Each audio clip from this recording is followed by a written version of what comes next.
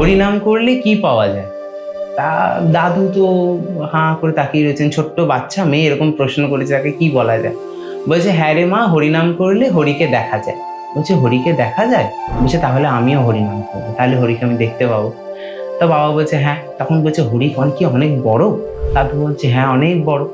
বলছে ঠিক কত বড়? তো মা তো নাগাল পাচ্ছে না ওই বয়সে যে কতটা বড়। তখন মা বলছেন যে ঠিক কতটা বড় হতে পারে, বাবাকে জিজ্ঞাসা করছেন।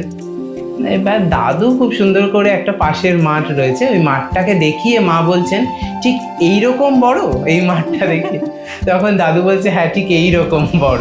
জয়শঙ্কর সেনের স্ত্রী একদিনকে মাকে বলল যে আমরা তো বিভিন্ন সন্তানের নাম ধরে মায়েদের ডাকি, তো তোমার তো কোনো সন্তান নেই এই মুহূর্তে, কিন্তু তোমার হাসিটা নিত্য, তোমার মধ্যে হাসির কখনো বেজার দেখিনি, মুখ কখনো তোমার বেজার থাকে না, তুমি সবসময় হাসি খুশি থাকো।